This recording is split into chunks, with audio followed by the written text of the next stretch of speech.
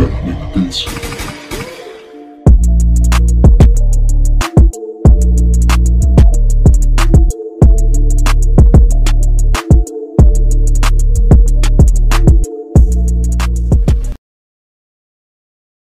Cyclone RX 650 Twin ADB. Well, sa physical appearance guys ng bike na ito, makikitaan mo talaga siya ng napakasulit ng kanyang body posture kasi kita talaga na upright position ka dito. Syempre naman, ito nga ay isang adventure touring bike na talaga naman maaasahan mo na relax talaga ang body position mo dito. Pwede talaga sa malalayo ang rides guys. Kung ikaw ay isang mahilig sa mga long ride, adventure ride, talagang maaasahan mo na pwede talaga sa'yo ang motorcycle na ito. Meron nga siyang wide na handlebar na talagang makakaasa ka na relax at hindi ka nga talaga ngalay, lalo na nga po sa traffic situation kasi meron siyang wide na handlebar na merong maluwag na steering radius para nga po hindi hirap ang rider. Makikita nga po sa disenyo ng kanyang upuan na bababa lang ito kaya pwede talaga ito sa mga Filipino height. Sa disenyo ng adventure touring bike na ito, talagang makikitaan mo siya ng napaka bulky body shape, talaga bulky guys ang datingan. Bruskong nga ang adventure touring bike na ito. Syempre guys, pagdating nga sa mga materyales na ginamit nga po sa motor na ito, sulit na sulit din naman talagang. Alam naman natin guys na si Cyclone or si Songjin is kilala na rin po na isa sa pinakamalaking motorcycle company sa China na nagpo-produce nga po ng napakaraming motor. Ang Songjin is isang malaking company na nagmamanufacture ng mga motor at mula pa nga po ng 1992 until now guys is talagang nagmamanufacture sila. Alam mo ba na 1 million units taon-taon ang napoproduce nila? Ganon sila katindi. At ang Songjin is hindi tatagal sa motorcycle industry kung palpak, bulok, walang kwenta ang kanilang mga gawa. Sa katunayan, madami na ding malalaking motorcycle brand na nagtitiwala sa Songjin at nakikipag-tie up sa kanila. Kaya pinapakita lang nito na di din basta-basta ang Songjin. Isa sa talagang pinagmamalaki ng Songjin guys ang motorcycle na ito, ang adventure touring bike na ito kasi talaga namang napakasulit po ng ginawa nila dito. Sulit na sulit po ang kanyang engine, hindi lang po ito basta-basta gawa lang sa engine, talagang pinag-aralan nilang mabuti. At katulad nga rin po sa kanyang mga materials na ginamit, talagang sulit na sulit po ang adventure touring bike na ito. Highlights nga po sa adventure touring bike na ito yung kanyang bagong develop na 650 cubic centimeter engine displacement na parallel twin from Norton. Highlights din po sa kanya ang hindi basta-basta na mga suspension, Kayaba suspension. And highlights din sa kanya guys yung kanyang braking system na hindi na talaga basta-basta. Makikita mo nga po sa mga branded talaga ang braking system na ito. Dahil pagdating nga guys sa kanyang braking system, ginagamitan nga po ito ng Brembo J1 braking system kaya sulit na sulit po talaga at makakaasa kang meron siyang malakas na stopping power. Syempre pagdating sa kanyang braking system, meron din to guys na immediate platform for ABS cornering function and traction control. Talagang sulit na sulit guys ang adventure touring bike na ito. Syempre guys, meron na din siyang pangmalakasan na rear and front na camera. Meron nga po siyang built-in na camera guys, and meron din siyang highlights guys na voice control with AI. Ngayon pag-usapan naman natin ang kanyang engine specs. Meron nga po itong 650 cubic centimeter engine displacement, naka liquid cooled, dual overhead cam, and siya po is naka parallel twin. And syempre pagdating po sa kanyang fuel system, siya po is naka fuel injected. Kamusta naman guys sa kanyang power output?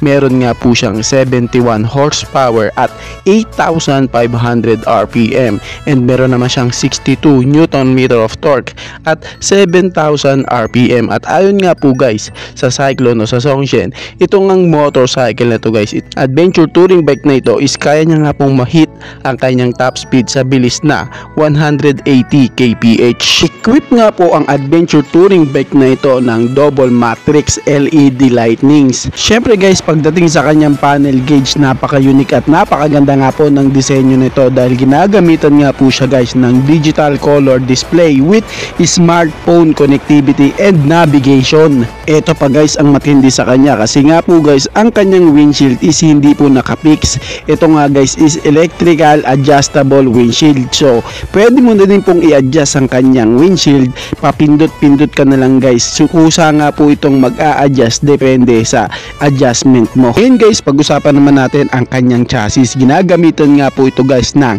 tubular steel frame, at pagdating nga po guys sa kanyang mga suspension, sa unahan ginamitan nga po ito ng KYB upside down forks na suspension, at sa likodan naman guys is ginagamitan nga po ng side mounted shock absorber. And syempre guys, pagdating po sa kanyang swing arm, ginagamitan nga po ito ng aluminum, at dahil sa malaki nga po ang adventure touring bike na ito, kailangan nga po nito ng safety na braking system. Kaya katulad nga po na nabanggit, meron nga po siyang Bosch ABS o anti-lock braking system. Pagdating nga po guys sa kanyang disc, siya nga po is naka dual disc sa unahan and sa single disc naman sa likuran. 17 inches alloy wheels nga po ang sukat ng kanyang mga mags. And syempre guys, ginagamitan nga po ang gulong na ito ng Pirelli Angel GT tires. Keyless na nga po ang kanyang ignition with voice control with AI. And syempre guys, ginagamitan din po ito ng FCC sleeper clutch. FCC? Ano yun? Ang FCC ay isa pong Japanese company na ang purpose is makapagbigay sa mga automobile and motorcycle high technology clutch. Kaya talaga namang napakasulit po ng adventure touring bike na ito. Eto pa guys, meron nga po siyang quick shifter, meron din po siyang riding modes, meron siyang cruise control dahil din sa malaki nga po ang motorcycle to, meron din po siyang traction control, and meron siyang sleep control. Kaya talagang makikita mo guys sa adventure touring bike na ito na hindi lang forma ang in-upgrades nila dito, pati po sa mga safety features nilagyan din nila ito para nga po safe ang hahawak sa motorcycle na ito. Ngayon guys, pag-usapan naman natin ang dimension ng motorcycle na ito. Pagdating nga guys sa kanyang wheelbase, may sukat ito na 1,450 mm, at ang kanyang seat height guys is meron nga pong taas na 820 mm, at meron nga po siyang wet weight na 245 kg. Medyo mabigat talaga guys para sa isang 650 na adventure touring bike. Well, accept na talaga natin guys na mabigat talaga to dahil sa adventure touring bike ito. Dagdagan mo pa guys sa kanyang fuel tank capacity na meron nga pong 20 liters. Talagang mamaw guys ang motorcycle na ito. Adventure na adventure talaga ang ibibigay niya sa'yo kung mahilig ka talaga sa mga adventure ride, mga long ride. Pwede talaga to sa'yo dahil kahit nga po malayo ang ride ang gusto mo, ibibigay naman niya sa'yo ang relax na body posture. Ngayon guys, bakit naman pumasok sa usapan si Rusi? Ayon po kasi sa isang post ni Zhongzhen Cyclone Distributor Philippines, ang RX 650 Twin ADB nga guys is soon na ilalabas yan dito sa Pilipinas. Naka-hashtag nga po si Rusi na pinapakita nga po nila na ang magdi-dealer nga po ng motorcycle na ito is si Rusi, kasi si Rusi Motorcycle dealer lang kasi guys ang naka-hashtag dito. Pero guys, medyo 50-50 pa po tayo, kaya kung meron pa po kaukulang karagdagan impormasyon may kinalaman po sa motorcycle na ito, agad ko din naman po kayong i-update. Sa ngayon guys, ito lang muna po ang aking maibibigay na information sa inyo may kinalaman nga po sa RX 650 Twin ADB PX Legend 500cc. Yes po, 500cc nga po ang engine displacement ng motorcycle na ito na ating pag-uusapan. At kung titignan guys sa kanyang physical appearance, talagang meron siyang hawig na classic bike nga po na available na dito sa atin. Pero siya nga po guys is meron lamang pong 250cc ang kanyang engine displacement. And yes guys, ang motor nga po na tinutukoy natin is si Rusi Classic 250cc. Big brother niya nga po itong ating pinag-uusapan, ang Legend 500cc. Alam nyo ba guys na sa bansang Thailand, ang pangalan po ng Rusi Classic 250 is Legend 250cc. Meron pa nga silang Legend 200cc, at sa ngayon nga guys, naglabas na nga rin po si GPX ng bago nilang motor. At eto nga po si Legend 500cc. Kitang kita guys sa kanyang physical appearance na talaga namang napaka-unique ng motorcycle na to. Lalo na nga po yung kanyang retro na headlight na talaga namang kitang-kitang agaw pansin talaga. Samahan mo pa sa kanyang magandang bodyworks at unique na pagkakagawa. Dito nga guys sa Pilipinas, meron na po si Rusi na available na Cyclone 400cc, yung classic design din guys. Doon guys makikitaan din natin na hawig na hawig din po ang Legend 500cc sa kanya nga pong headlight, yung kanyang bodyworks, malaki at mataba na tangke. medyo hawig sila. And syempre guys, may pinagkaiba lang sa kanila yung kanila nga pong mugs and spokes. Kasi nga po si Cyclone 400cc is naka-spokes wheel, samantala nga pong si Legend 500cc is naka-mugs na talaga namang napaka-unique din ng pagkakadesenyo. Gustong gusto ko nga guys yung ibibigay ng comfort ng motorcycle na to pagdating sa rider, kasi nga guys yung kanyang body posture is makikita natin ng more on comfortability, dahil kasi guys sa naka-upright position siya, lalo na nga yung kanya nga pong wide na handlebar, dahil na din sa more on wide steering radius. And syempre guys, hindi lang si rider ang merong komportable na riding posture, syempre pati yung kanyang back ride, makikitaan naman natin yung kanya nga pong pillion seat sa back ride na talaga namang relax na relax ang upo ng back ride mo dito. Ang brand na GPX guys is kilala nga po na brand na talaga namang unique sa paggawa, kahit nga po sa kalit-liitang detalye ng kanilang ginagawang motorcycle is talaga namang pinagpupusigi nila na maging maganda ang kalalabasan. Kaya nga po sa motor na ito na Legend 500cc, makakaasa tayo guys na meron po itong magandang physical appearance and magandang bodyworks, lalo na nga po sa kanya nga pong mga chassis frame. Kilala nga po ang GPX sa husay sa paggawa ng bodyworks ng bawat motor na nilalabas nila. Kung pag-uusapan ang front design ng motorcycle na to guys, makikitaan mo talaga ng bulky shape to, lalo na nga yung kanyang wide na handlebar, samahan mo pa sa kanyang retro design na headlight, and syempre malalaki at matataba na mga kulong. At pagdating guys sa engine specs, doon lang tayo medyo may masasabi na downside sa kanya, kasi guys alam naman natin na 500cc na siya, pero masasabi mo sa sarili mo na bakit ganun lang ang engine specs niya. Dahil dyan guys, pag-usapan na nga po natin kung ano nga ba ang meron kay Legend 500cc sa kanya nga pong engine specs. Ito nga guys is kargada po ng 500 cubic centimeter engine displacement,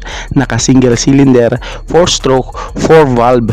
Dun nga po sa part na yun guys, medyo ako nag downside sa kanya, kasi big cc na siya guys. Kung titingnan 500cc na nga siya pero pagdating po sa kanyang valve, siya nga po guys is naka 4 valve lamang. Siya nga guys is naka water cooling, and syempre pagdating sa kanyang camshaft, siya po is naka camshaft upward with balance shaft. Kung ganyan ang kanyang engine specs, malakas din ba ang kanyang maximum power and ang kanyang maximum torque? So yun guys ang ating pag-usapan. Pagdating nga guys sa kanyang maximum power, meron nga po siyang 30 kilowatts at 8,000 RPM, and meron naman siyang maximum torque na 37 Newton meter of torque at 7,000 RPM. And syempre guys, pagdating sa kanyang fuel system, siya po guys is naka EFI na o electronic fuel injected, kaya maaasahan mo din na matipid din po ang motorcycle na to pagdating sa kanyang gas consumption, lalo na nga po naka single cylinder lamang siya, unlike nga po kay Cyclone 400cc ni Rusi na available na dito sa atin sa Pilipinas na naka dual cylinder po siya. At ang kinagandahan lang po kay Cyclone 400cc ni Rusi is naka 8 valves siya, kaya malakas po ang kanyang power output kumpara kay Legend 500cc. Pagdating nga guys sa kanyang starting system, siya po is naka electric only, and ang kanya nga pong transmission is naka 6-speed gearbox. Ngayon guys, pag-usapan naman natin ang kanya nga pong mga braking system. Sa unahan nga guys, meron siyang dual disc, at sa likuran naman siya naman is naka single disc, and syempre meron na nga rin po itong features na ABS o anti-lock braking system, kaya makakaasa ka rin guys na meron siyang malakas na stopping power and syempre safety dahil meron siyang features na ABS. Pagdating naman guys sa kanyang mga suspension, naka inverted port nga po ang kanyang front suspension, at meron naman siyang ginagamitan na dual shock absorber naman na suspension sa likuran. Fully digital with TFT display nga po ang kanyang panel gauge, kaya talagang makakaasa ka rin na upgraded na rin po sa technology ang motorcycle na ito. Overall guys, unique na unique din at napakaganda din naman talaga ng motorcycle nito ang Legend 500cc pagdating sa kanyang physical appearance, sa kanyang nga pong bodyworks na talaga namang kahit ka po sa kaliit-liitang detalye talaga namang napakapulido ng pagkakagawa. Meron pong sapat na engine specs and mga features na talaga makakaasa kang merong safety features para din po sa rider. I-recommend ko po talaga ang Legend 500cc para nga po sa mga beginner na gusto nga pong matutong magmotor na mga higher cc. So yun guys, itong information lamang po muna ang aking maibabahagi sa inyo. Kung may update po patungkol sa Legend 500cc, agad ko din po kayong sasabihan. And syempre kung tanong na ilalabas din ba yan sa Pilipinas, well medyo 50-50 pa tayo guys, dahil alam naman natin na si Rusi Cyclone 400cc dito sa Pilipinas is medyo nga pong nilalangaw, kaya mag-aabang na lang po kayo ng update ko patungkol nga po sa motorcycle na to, ang Legend 500cc. Cyclone RC401, madami nga ang nag-aabang sa update ng RC401 Songzhen. Well, dito guys is i-share ko sa inyo kung gaano nga ba kasulit ang RC401. Ang RC401 guys is minanufacture ng malaking kumpanya na si Songzhen. Ang Songzhen is isang malaking company na nagmamanufacture ng mga motor at mula pa nga po ng 1992 until now guys is talagang nagmamanufacture sila. Alam mo ba na 1 million units taon-taon ang napoproduce nila, ganun sila katindi. At ang Songzhen is hindi tatagal sa motorcycle industry kung palpak, bulok, walang kwenta ang kanilang mga gawa. Sa katunayan, madami na ding malalaking motorcycle brand na nagtitiwala sa Songzhen at nakikipag-tie up sa kanila. Kaya pinapakita lang nito na di din basta-basta ang Songzhen. At katulad na nga lang po sa RC401, masasabi mo din talaga na sulit ang sports bike na ito na 400cc. Kasi ito guys is kargada po ng 401 cubic centimeter engine displacement, naka-parallel twin cylinder, naka-4 stroke, naka-dual overhead cam with 8 valves, naka-electronic fuel injected and naka-liquid cooled engine na makakaasa kang meron siyang magandang cooling system para sa kanyang engine. Para sa isang 400cc na nagmula sa China, kaya niya din namang makipagsabayan sa mga Japanese bike. Di man ganun na ine-expect mo, pero di ka na din mabibitin lalo na sa kanyang power output na merong 45 horsepower and 37 Nm of torque. Well, sakto na ang power output na yan guys para sa isang 400cc na sports bike, at dahil nga sa may bigat siya na 178 kg, nalis nga po ang kanyang top speed na meron lang 167 kph. Pero sa top speed na yan guys, di na din biro. Syempre di naman lahat ng habol bilis at di din naman laging magpapatakbo ng sagad-sagad ang motor lalo na sa public road. Para sa power output and top speed na ito guys, sulit na din. Sa physical appearance, bodyworks, aerodynamics, design and ganda ng tindigan ng sports bike na ito, di na din mapagkakaila na di ito masama sa choices ng ating mga kababayan na nagbabalak na mag-upgrade ng 400cc. Halong pinokosa ni Songzhen ang safety ng bike and ng rider kasi naka-dual disc na nga ito sa kanyang braking system na may sukat na 300mm disc, and ito nga po is equipped na din ng Bosch Dual ABS o anti-lock braking system. Ngayon baka isipin mo, nako low quality siguro ang mga materials na ginamit dyan. Well, diyan ka nagkakamali. Ang Cyclone guys ay isa sa mga high-end sub-brands ng Songzhen. Kaya panigurado na madaming nakalagay sa RC401 na mga new premium and good quality parts dito sa RC401. Isa nga sa maganda sa kanya is yung kanyang inverted fork na merong 22 levels adjustable 110mm stroke and intermediate rear shock absorber na merong 14 levels adjustable 55mm stroke. At dahil nga sa ganito ang kanyang mga suspension, makakaasa ka na meron siyang maganda at mas stable na play lalo na if ipapasok mo siya sa mga sharp corner. Pagdating naman guys sa kanyang transmission, sulit na din ang RC401 kasi guys meron na po itong FCC sleeper clutch. Ang FCC ay isa pong Japanese company na ang purpose is makapagbigay sa mga automobile and motorcycle high technology clutch. Kaya kung iisipin mo, hindi na talaga pipitsugin ang RC401. And kung balak mo na ipang long ride ang sports bike na ito, meron na nga po siyang built-in na USB charging port para din di ka malobatan ng iyong cellphone. At para naman sa design ng bike, kita talaga na napaka-futuristic ng kanyang disenyo sabay sa uso. Ika nga, may slim na tail part, may aggressive na headlight, samahan mo pa sa kanyang mga edges and more aerodynamics. May mga ventilation katulad na lang sa kanyang shark fin para padaanan ng hangin para din less air dragging.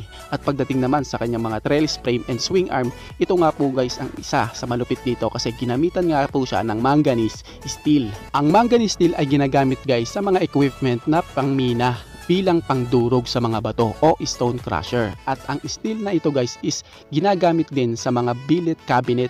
Can you imagine that guys kung gaano katibay ang materials na ginamit sa kanyang trellis frame and swing arm. Syempre makakaasa ka na din na sa RC401 na meron na din itong mga new technology para sa bike, and syempre naka full TFT display na din ang kanyang panel gauge. Ngayon ang tanong, magkano naman kaya ang kanyang presyo? Sad to say guys na wag po kayong mag-e-expect na nasa 100,000 to 180,000 lang ang bike na ito. Hindi porkit si Rusi po ang maglalabas ganun na kaagad kababa ang tingin nyo sa kanya. Kung titignan ang karakteristik ng bike, mga materials na ginamit, mga safety features and mga new technology na nakalagay sa kanya, well po, my personal opinion guys is sa tingin ko po is hindi po talaga lalampas ang price nito kay CF Moto 450 SR kasi kapag nangyari yun talagang di ito bebenta. At sa 400cc nga sa ngayon ni Rusi na si RE3, meron nga itong presyo na 270,000 pesos na alam naman natin guys na sa bansang China makina is mas mataas nga po ang presyo ni RE3 kaysa kay RC401. Para sa akin guys, estimated price guys and personal opinion lang, baka maglaro sa presyo na 240,000 to 250,000 pesos ang presyo nito. Well, kung mangyayari man na maging ganito talaga ang presyo niya, paniguradong maaalarma talaga at magkakaroon ng katapat si CF Moto 450 SR pagdating sa marketing selling.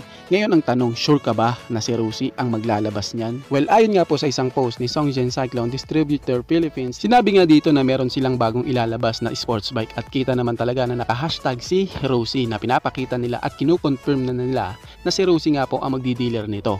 Syempre sa kaukulang pagbabago o update sa RC401 guys, agad ko din naman kayong sasabihan. Sa ngayon is wala pa pong nilalabas na article kung kailan ba ito ilalabas dito sa atin. Sa ngayon is antay-antay lang muna tayo. Tandaan guys, si Rusi po ay nagdi-dealer lang ng motor para ibenta dito sa atin. Hindi po sila ang gumagawa ng makina ng motor nila. And kung titingnan ang history ni Songjen, malaki na talaga din ang pagbabago at madami na din silang napatunayan at meron na din silang halos 3 dekada sa motorcycle industry na tiyak na makakapagtiwala ka na may kalidad na ang mga motorcycle na ito dahil nanggaling sa isang brand na matagal na at may magaganda at tibay na nilalabas na motor, katulad na lang kay Cyclone RC401.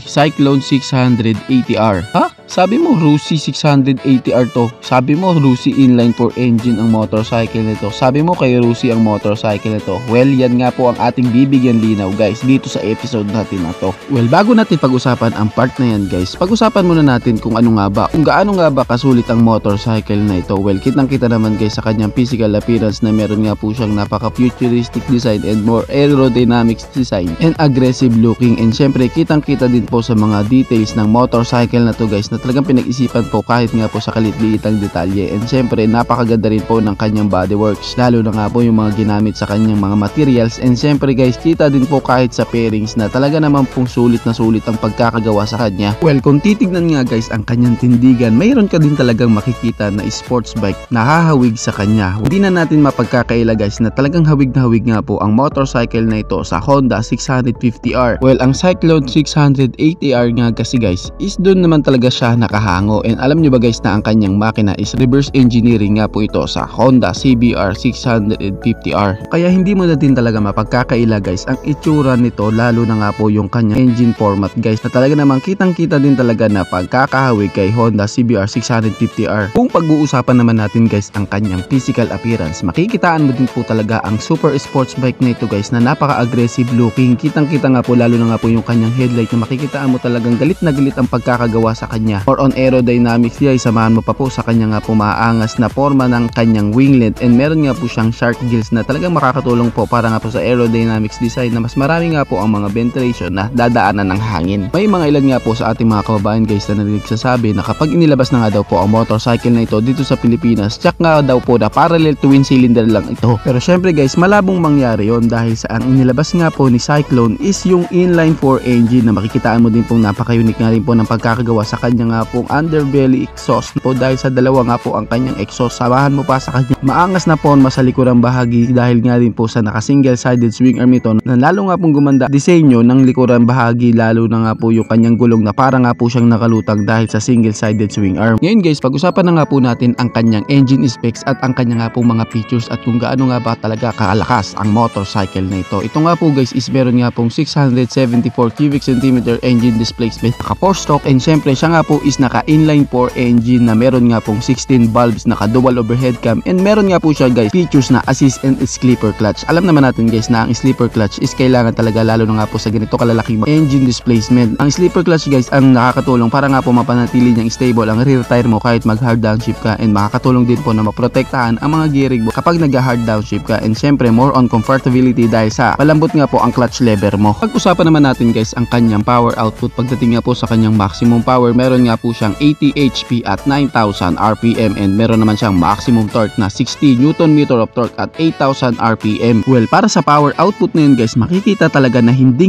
na din talaga ikaw mabibitin, lalo na nga po sa kanyang arangkada na meron nga pong malakas na torque, and meron din po siyang more on aerodynamics design dahil sa design ng kanya nga pong wing length na nakakatulong nga po para sa karagdagang downforce, lalo na nga po kapag nasa high speed situation ka na. And syempre yung kanya nga pong gandang disenyo ng kanyang shark gills na makakatulong din po para sa daanan ng hangin para nga po malis ang air dragging. Ngayon guys, pag-usapan naman natin ang kanyang braking system. Yes po, napakaganda nga po ng kanyang braking system dahil meron nga po siyang dual disc sa kanyang unahan and single disc sa likuran, and ginagamitan nga po siya guys ng Brembo brake caliper, kaya makakaasa ka na meron nga po siyang malakas na stopping power, samahan mo pa sa single sided swing arm, unique na disenyo. Syempre guys, bukod nga po guys sa kanya nga pong caliper na Brembo brake caliper, meron nga rin po itong features na dual channel ABS o anti-lock braking system. Kaya goods na goods talaga guys ang braking system ng motorcycle nito dahil makakaasa ka meron siyang malakas na stopping power, pero meron din pong safety features na ABS. Bukod nga guys sa ABS o anti-lock braking system, meron din po siyang features na traction control. Syempre guys, pagdating nga po sa kanyang panel gauge, ito nga guys is ginagamitan ng full color TFT display panel gauge. Dito nga guys sa panel gauge nito, makikita mo lahat ng information ng motorcycle na ito. Ngayon guys, pag-usapan naman natin ang sukat ng kanyang mga gulong. Sa unahan, meron nga po siyang sukat na 120 by 70 by 17 at sa likuran naman guys is may sukat nga po na 180